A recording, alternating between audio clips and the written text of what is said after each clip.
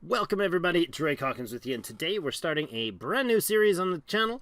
It's called Old World, and we haven't played it because it's brand new. It literally just came out like yesterday, so really excited to see it, but because it just came out yesterday, I'm really kind of clueless on a lot of the features. So bear with me, we'll learn together. We're gonna start a new game here. Actually, I need to step back for a second. The options, we definitely cannot have the music on. I've been told that by the devs. So sad, because the music is absolutely beautiful. You can check it on the streams. Not really concerned about that content, but for the YouTubes, we'll leave it off. We get to choose as per normal from a 4X sort of a game. This one is kind of in the genre of the Civilization 4-5 sort of era meets the CK2. Kind of those two blended together, and this is the brew that came out of it. So fantastic game. We got 7 different empires to choose from. You're choosing your empire, not your leader, because although you do start with Cyrus of Persia, he's going to get old, he's going to die, and his kids, who are not predetermined at this point, your decisions will determine what they become. So he's Cyrus the Great. He's fantastic.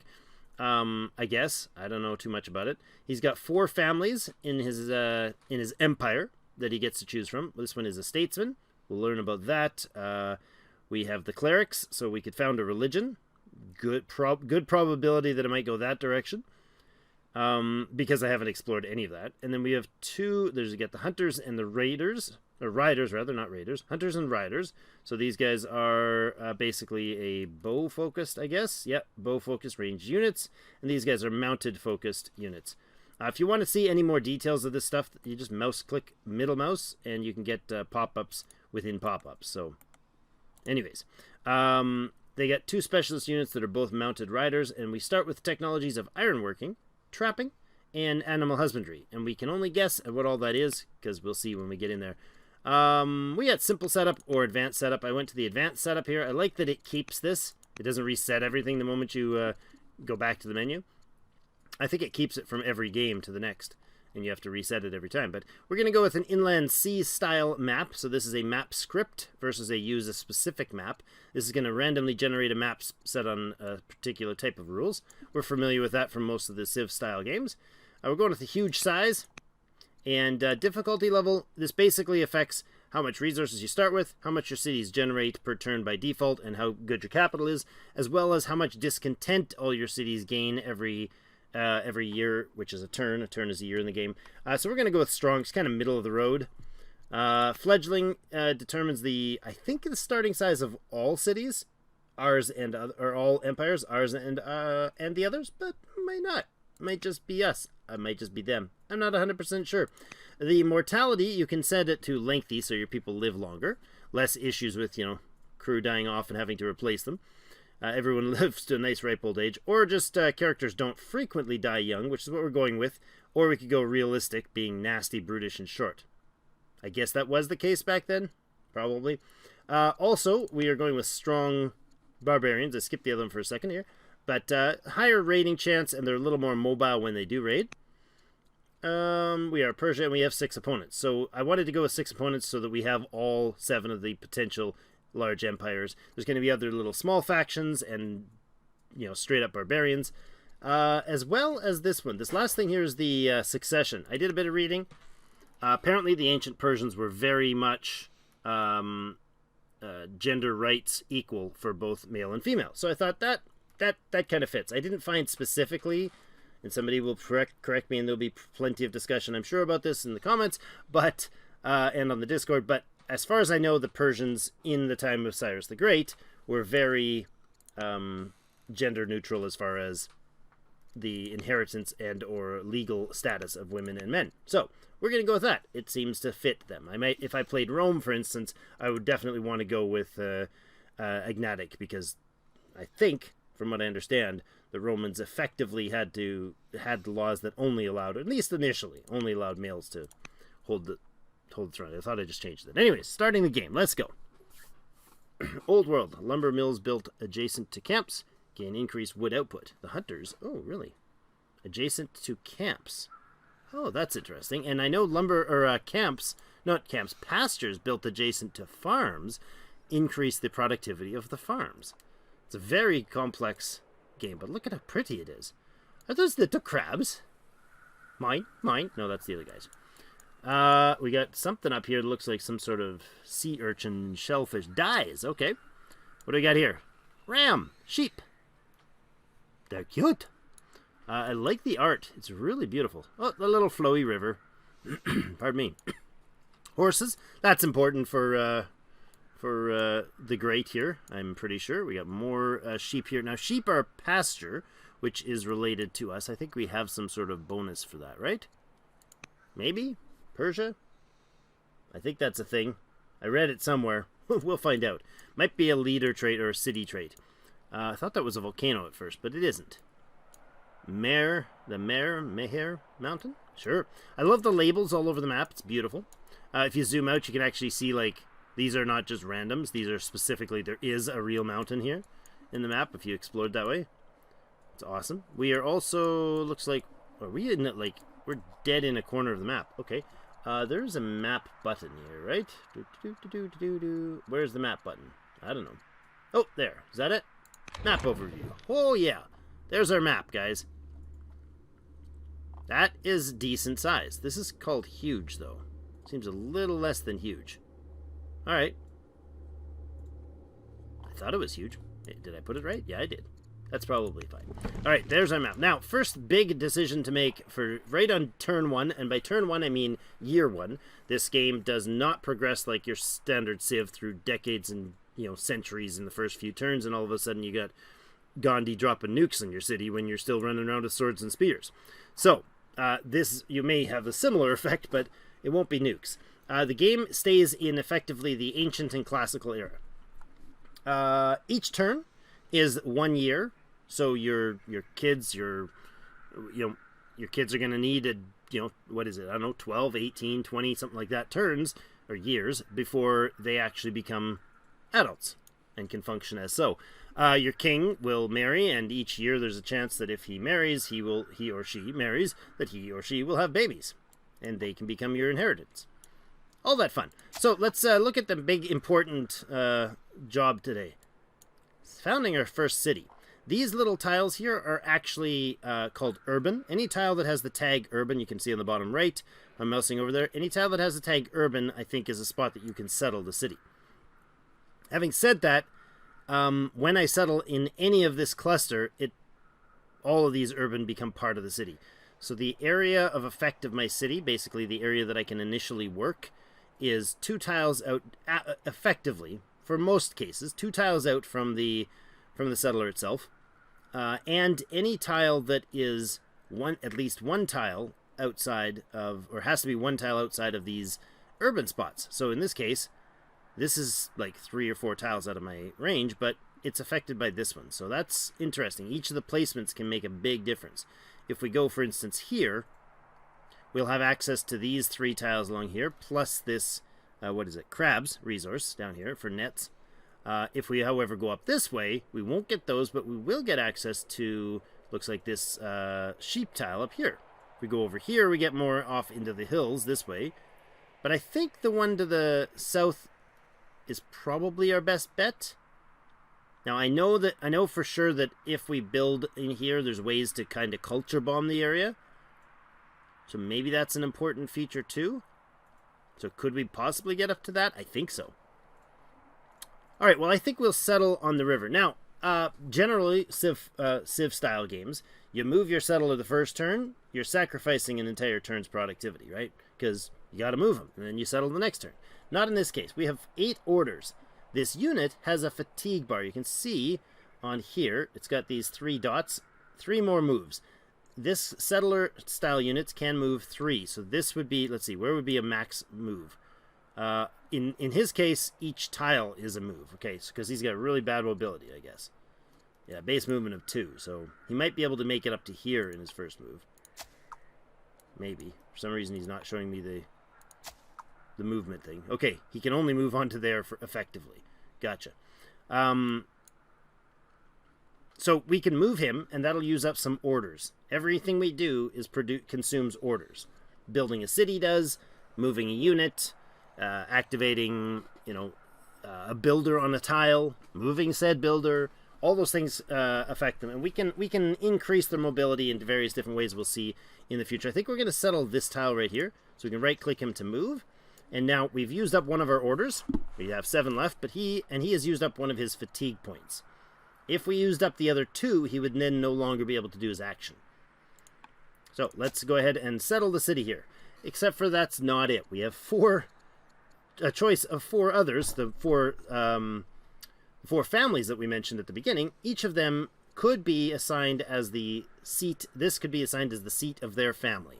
So the head of the city is run by their family, effectively.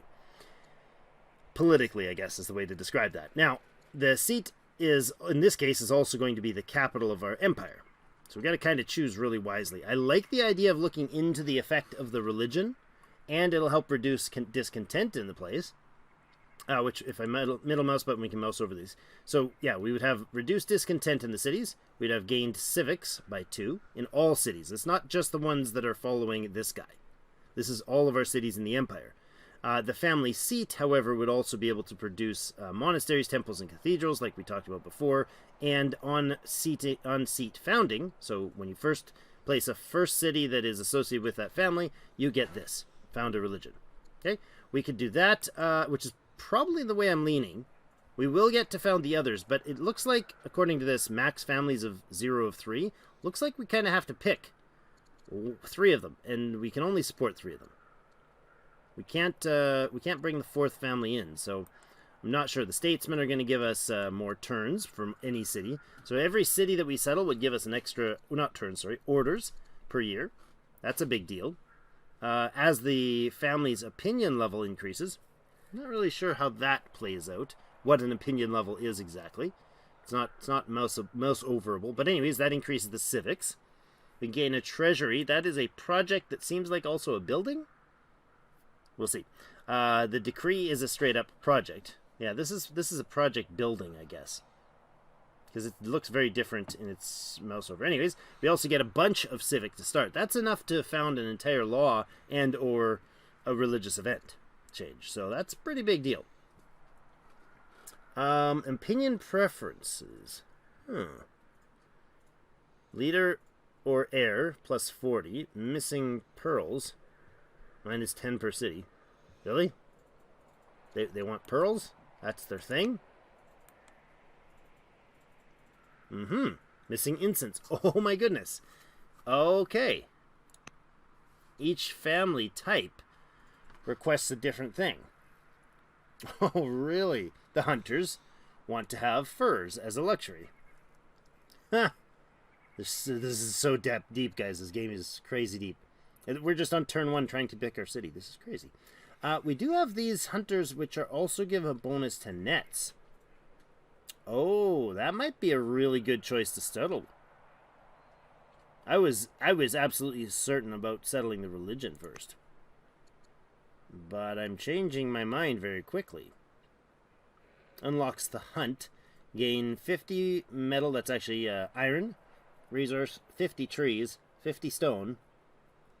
Their opinion preference is largest population. Okay.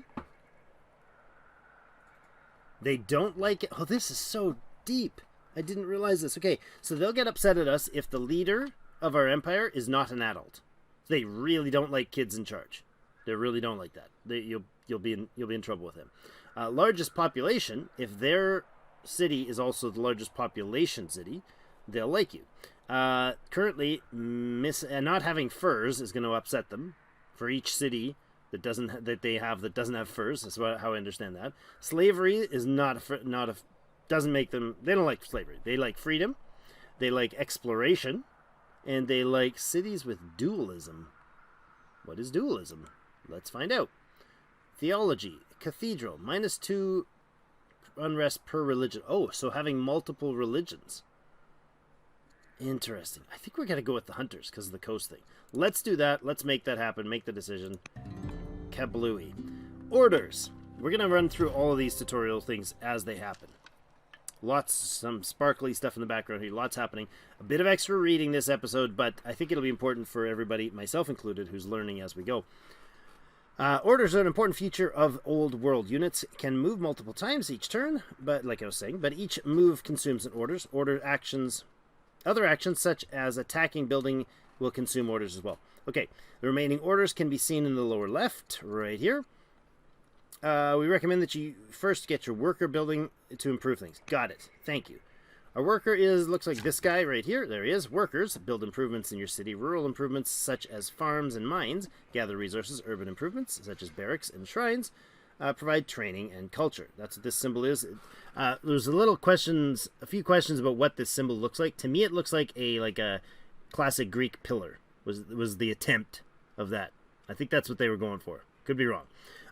Training. It's just a really small, tiny little emote size pixely thing. So training is what we'll spend on a lot of things. You'll see that in a minute. I try not to explain too many things ahead of time, but they get this big bonus from being what's the family name here again? Hold on. The family's the Marinid family. They're cautious towards me, so they have a cautious, I guess that's their family level. From their disloyalty. Why are they disloyal? I don't understand. Founded our family seat. Okay, so relations are good. Is that for only 10 years? That seems bad. Our legitimacy increases the relations. Okay. They're cautious, though. Okay, that's fine. So I think this worker's got to go over here. He's going to use one move to go onto the suggested build nets here, and that is a great suggestion because building nets, now the mouse over says crabs +1 growth. That symbol, growth and food is different in the game, we'll get into it, but +1 growth and +5 food enables a fisher. So this tile will produce, when it's got the nets on it, +1 growth and +5 food. But over here it shows 10. Yeah, okay, so +1 from crabs, +100% from hunters, +5 from crabs, +100% from hunters. So yeah, in this tooltip, it shows the details when you mouse over here. That's huge. Trust me, that's an absolutely huge growth tile to begin with. Scouts are fantastic explorers and can see further into the unknown. They can also hide in trees. I love that feature, making them invaluable as early warning against invading units. Send your scout out into the wilderness and look for new city sites and mysterious ancient ruins. City sites is going to upset some people. I love it. This is a city site. I cannot settle here. I can settle here. City sites are required for settling, but we'll get into that argument later. Let's go check this tile out, because this is obviously a fancy, shiny, ancient ruin, and see what it produces for us. We have 4 moves left. 4 orders left. Homeless children? Oh, sadness. Our explorers discover a group of orphaned, homeless, and hungry children hiding in the ruins. That's super sad. If we leave them, they will surely starve to death.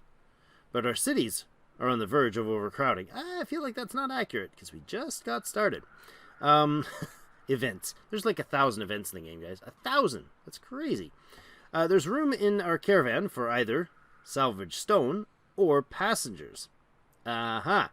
A lot of these decisions are one or the other scenarios. So Persia cannot become the home of charity. We become, as a character, our king becomes cruel. Governor, if he's the governor of the city, he's not. That's an actual title. We have to, like a job we have to get him doing. He has a minus 20% to, actually we can middle mouse here and see what cruel does. As the governor, yeah, minus 20% growth. So that's really slows down the growth of new citizens in the country, in the city. That's not terrible, but it's not great. We'd get 50 stone. Oh, what the heck's going on? Oh, there you go. The mouse over was locked. We'll shelter them. King Cyrus, the founder, becomes gracious. +2 charisma. Global +4 civics production. I like that. All families get upset with us. Yeah. For 20 years, everybody's ticked off. We can also use citizens, always use citizens in Persepolis. Child labor. That is a project. Okay, I feel like that's going to have backlashes to the people that are anti-slavery as well. So do we focus on boosting our charisma and upsetting the families? Gain child labor, which of course will, upset some people.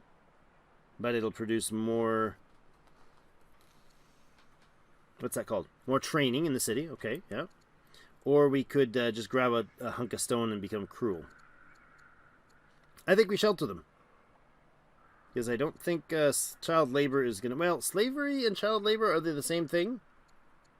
I mean, fundamentally, I think so, or similar. But anyways. I think this fits, though. We will shelter them. Now, let's see what the family did. Oh, they're upset with us.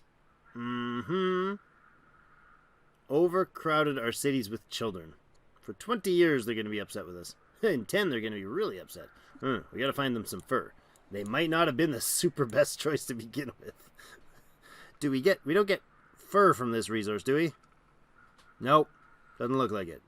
Oh, it does provide... Oh, right. Pastures provide some orders bonus from them. Let's have a look at this city site. Well, it's a tiny one. Not so much urban space there. Lots of horses, though. What else do we need to do? We have one order left.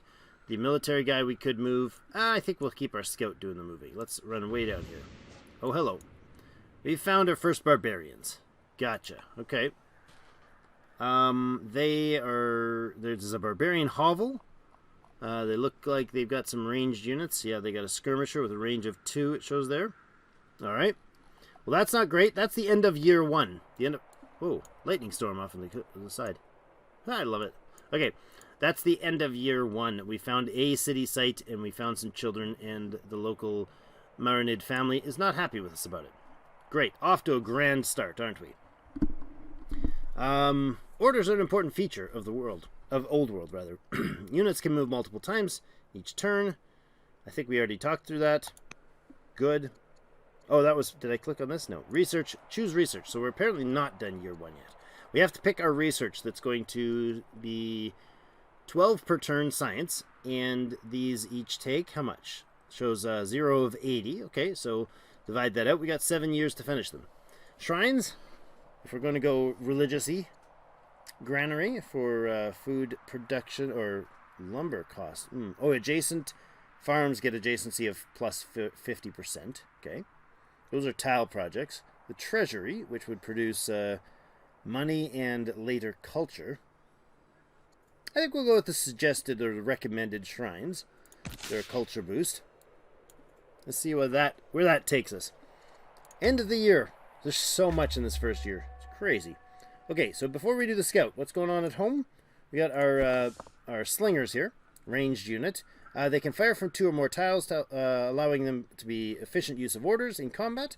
They can even shoot further from atop a hill, but they'll deal less damage over long distances and when firing into trees or shrubs. Gotcha. We could use him to explore to the east, but I think we're probably better off to use the points with our scout, because he's got like a vision bonus, right? Base movement of 3. He's got 4 fatigue points. Let's see. Reveal range +1. Yep. Fatigue limit +1. Can harvest resources. That's amazing. Let's look into that. Go this way. This way. They're not going to be able to take any opportunity attacks on us. So let's keep moving. Oh, look. Now, just notice that little pop-up there? We had like... here and here we had a pop-up. I didn't quite see what it was, but this I think gave us some food. And this one gave us some money, maybe? Yeah, and a culture, I think. So, this is incense. Now, we have a city that really wants incense, or people that really wanted incense, right? The clerics, they were interested in incense, so maybe a city in these city sites. These barbarians are sitting on a city site. We may have to evict them. But this might be a great spot for them. What's up? What is this up here? Citrus. Okay. Let's run up to the hill, see what we can see. Another barbarian site with a double citrus, some horses. Lots of horses in the area. Jeepers. Okay, now, I've used up all the moves for this guy. But why is there this sort of pop-up? Well, you can do a move called Force March. Can move while fatigued. It costs you a 1-time per turn per year. So if I use this now and I try to go again too far next time, you'll still have to pay it again. But for 1 time, you pay 50 training, and then this guy can move at the cost of double the amount of orders. So he'd only get 3 moves. It might be super powerful for an early scout. Or we could get this guy to scout up there. Now, the other thing we could do is intentionally move him onto one of these tiles to harvest. Because harvesting is not delete like in Civ 6 and other, I guess Civ 6. If you harvest a tile, you're removing the stone. You're removing the whatever specialty resource. You harvest the horses, they're gone forever from that tile. Not the case here. It's a one-time infusion of resources. And this tells us it's a culture infusion, which is great. 3 points of culture. Into the city of Persepolis. It currently is sitting at 2 of 50. So when we reach 50 culture, we're going to have a major positive event in the city. So we really want to boost that, especially early on in the game. I think we'll go ahead and spend the training points, at least just to showcase this. And yeah, each movement costs 1. It should say +1 orders there, but it says 1. So we could move all the way here. I think we're going to move right here and get, there you go, tutorial for harvesting resources. Scouts move onto incense, and that's a harvestable resource. Your scout can spend 1 order to yield a small amount of materials. Wonderful. Now, it'll stay, yeah, we got 2 moves left. Okay, let's harvest the incense for 3 culture back home. Lovely. And then we can move again, because we have 4 more orders. Let's go this way and up here. My goodness, this is an orchard. Jeepers, this place has got, like, oranges for days. They are what? They're a grove. So, I'm not sure if we have anybody that really wants groves. But that's it for our orders this turn. Let's end the turn. Now, King Cyrus here is 32. He's getting a little on in years. So, I think what he needs to do is do this action up here that he can do. 1 turn to complete, and he sends the crew out and says, find me a suitable mate amongst the families that I can, which in this case is the family of the Myronid family. You do not start associated with a specific family. You notice there's no, like, whatever these guys symbol, this little horns symbol over him. He's not there yet. He has the hero trait, which I absolutely love. But right up here, they're currently upset with us, right? We could substantially boost that by marrying into the family. So let's see how that turns out.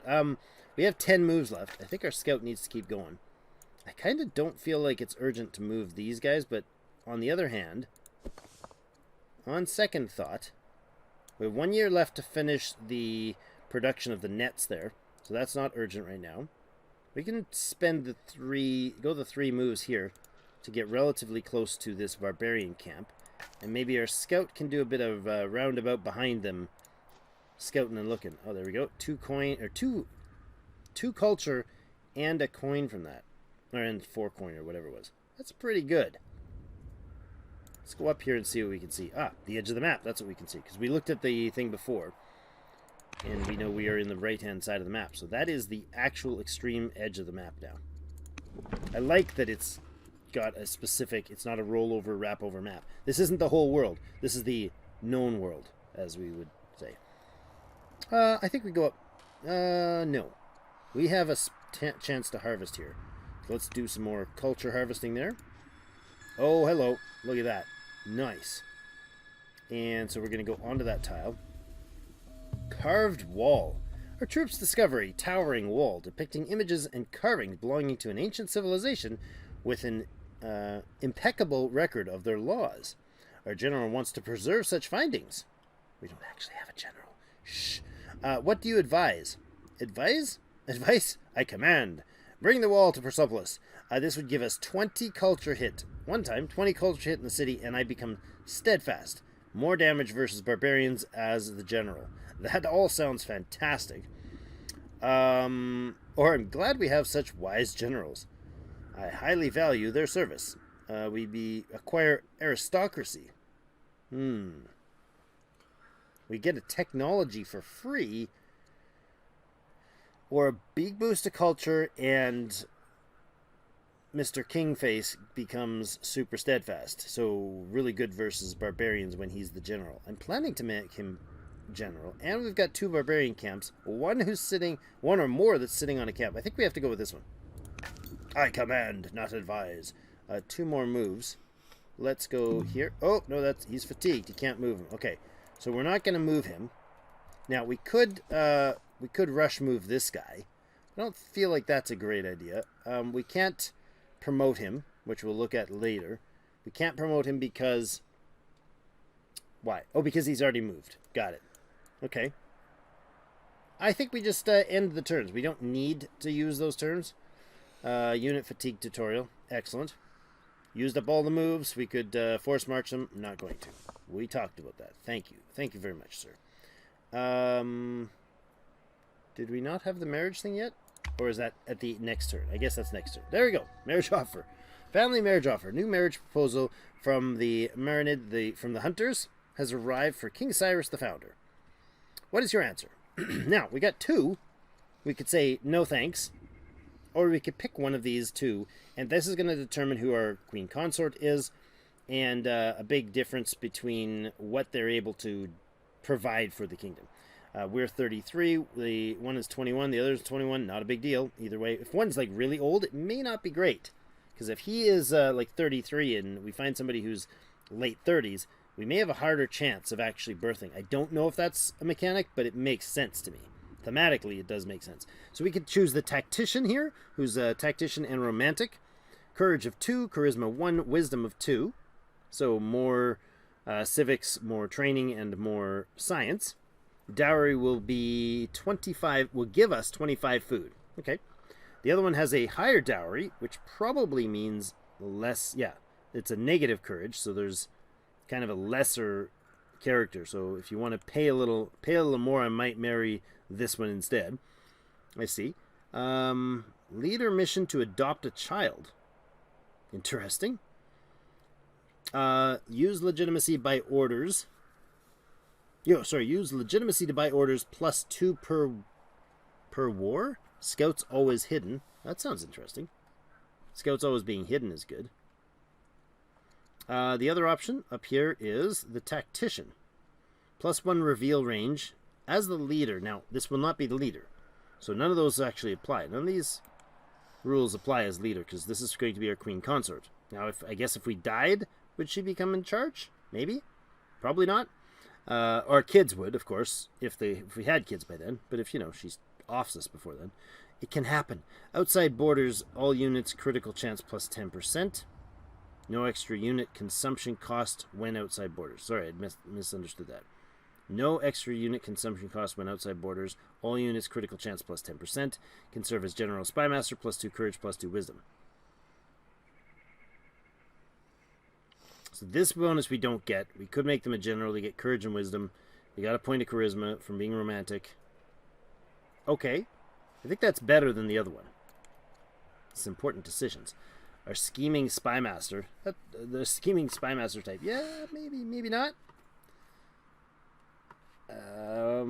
Better wisdom by a good chunk. Now, are we going to use schemer? That's a good question. Leader mission. No, she's not the leader. Use legitimacy to buy orders. These 2 courage. No, you know what? I think we'll go with the tactician. Gordia, the younger, or Zervendok. I should be able to pronounce my wife's name. Gordia, you're in. That's important. There's the lovely Gordia. She is our queen consort, right? Is that what she's listed as? Queen consort Gordia, your wife, age 21. So now the family is super happy with us. Well, not super happy. They're not hating us as much for the other problems.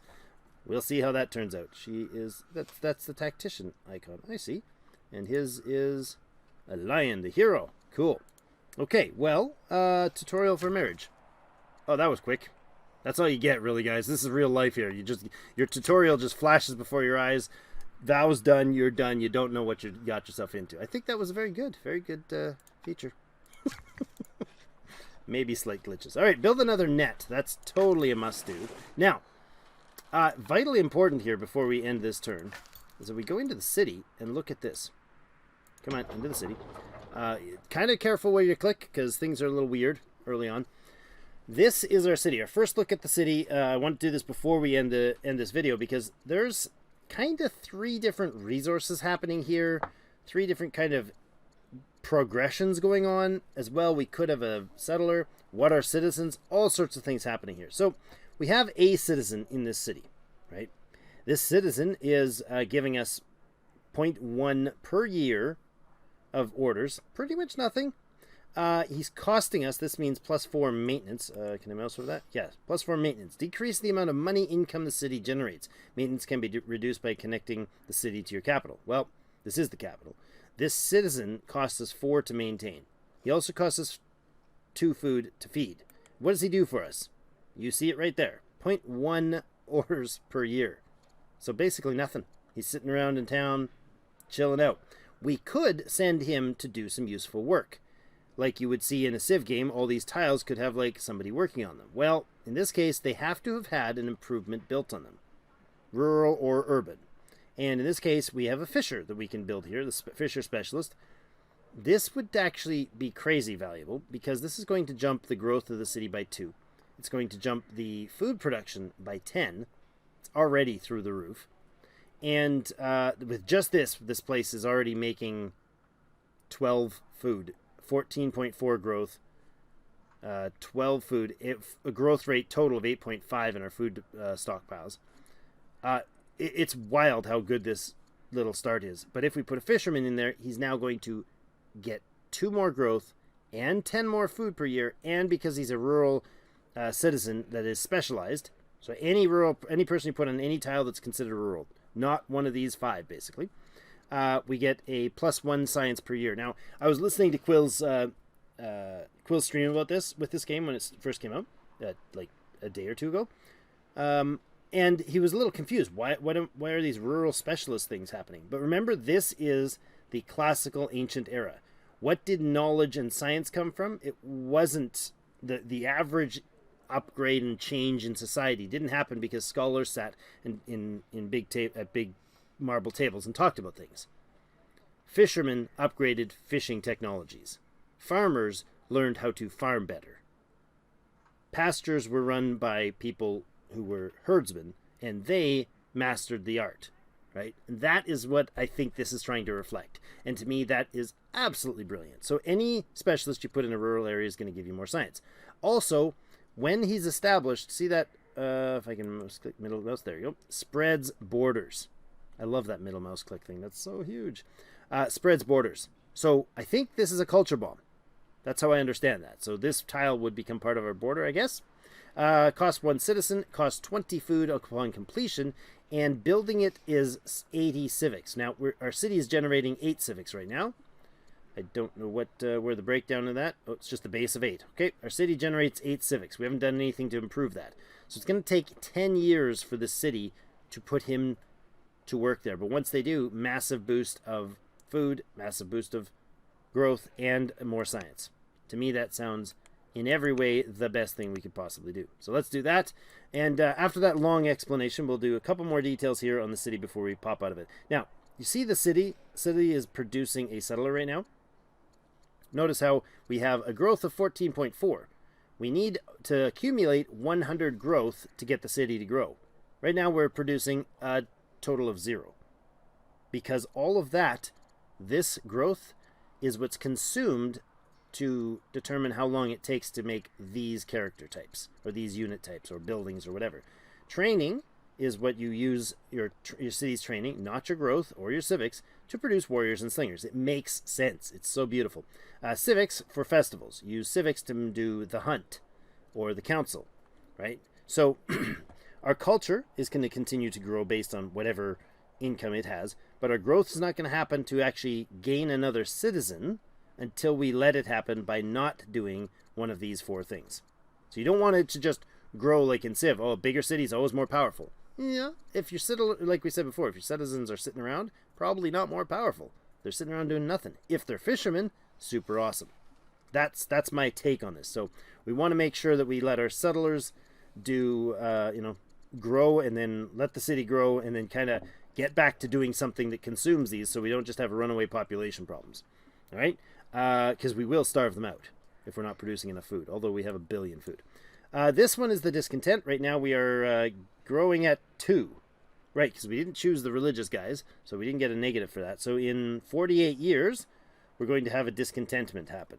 In this case, this is the culture. When the city's culture fills, we got like a ton from events. So when the city's culture fills to 50, we will then get a positive event. So we'll look into that when that happens next time. Oh, look, we got the marriage tutorial. They're giving us a second chance already.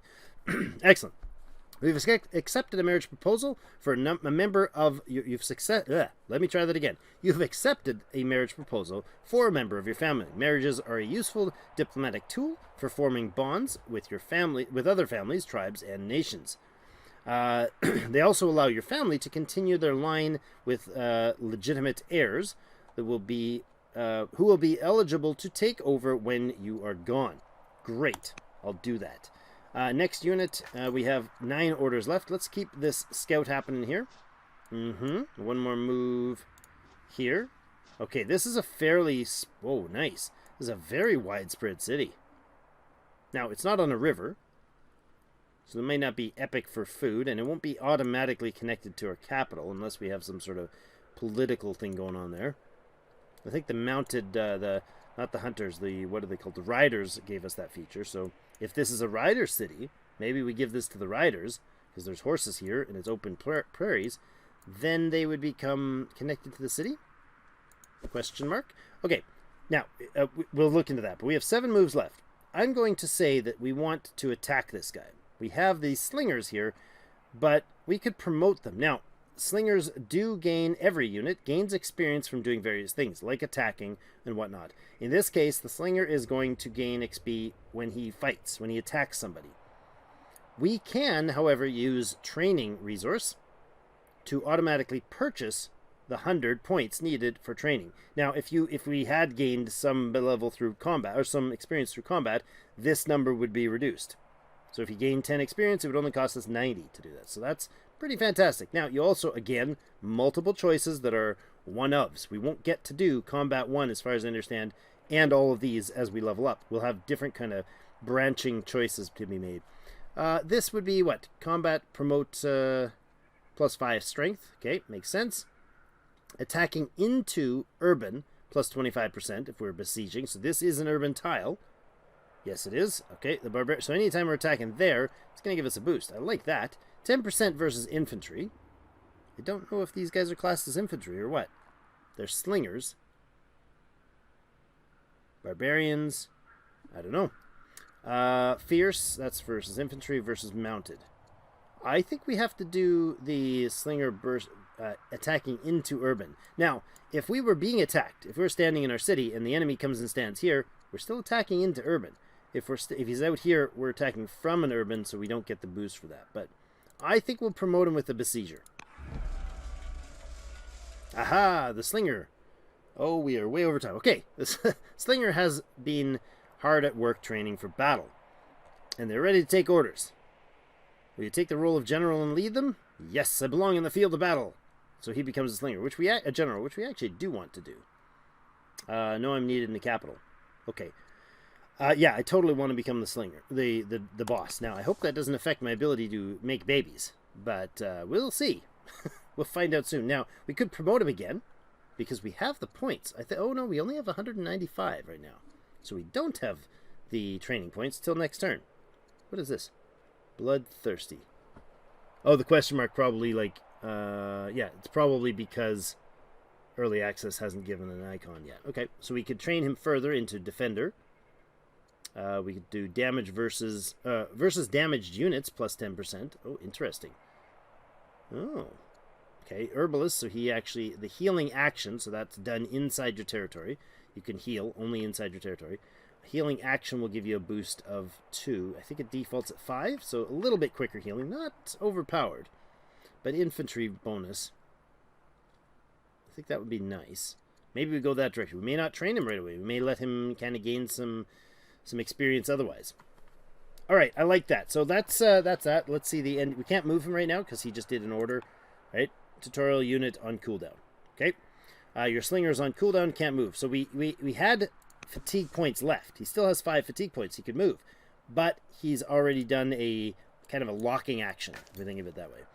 We got 6 more actions we could go. Oh, there's another barbarian camp up here. Jeepers, they're everywhere. All right, now you're out of moves. I don't know that we're going to spend more. We could, but we kind of need those training points now. We know that for military, so I think we'll wait on that.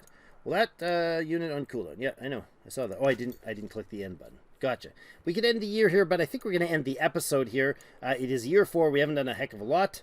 Apparently 36 points needed. Oh, that's different based on the number of people. Number of empires in the world makes a difference there. Interesting. So we got ourselves, what we accomplished? We got ourselves a city settled. We built our first army unit. It's got the general, Cyrus himself, leading here to the east to destroy these barbarians and wipe them out of our beautiful, lush, horsey plains. We got some more barbarians to the south. We got a city that we could settle without taking anyone out. And we found the edge of the world. As we know it, it's the dark zone over there. Don't go there, Simba. And over here, we got another barbarian camp. Right? We also got ourselves married. Very happily married, apparently. She's cautious. Her relation with me is 0. Well, that's not negative. Well, we all start kind of at a par level, right? The romance wasn't exactly long drawn out and passionate, I guess. They kind of, this is arranged marriage, obviously. All right, well, we'll see where that takes us in the future. Thank you, everybody, for joining us for their first episode here in Old World. I hope you guys are enjoying it. Please do hit the like button if you do. And if you want to see more content, let me know. Please do get involved in the conversation. There's tons of conversation, not just in the comments, but if you want to get in on the clans conversation, hit the subscribe button and come on over to our Discord. We'd appreciate having you there. Lots of help and helpful people there. More not me as the helpful. Everybody else tends to help each other out, so I love it. Great community. Thank you all for joining me. Hopefully you guys that are already with us will enjoy this one as well. Thank you so much. We'll see you in game.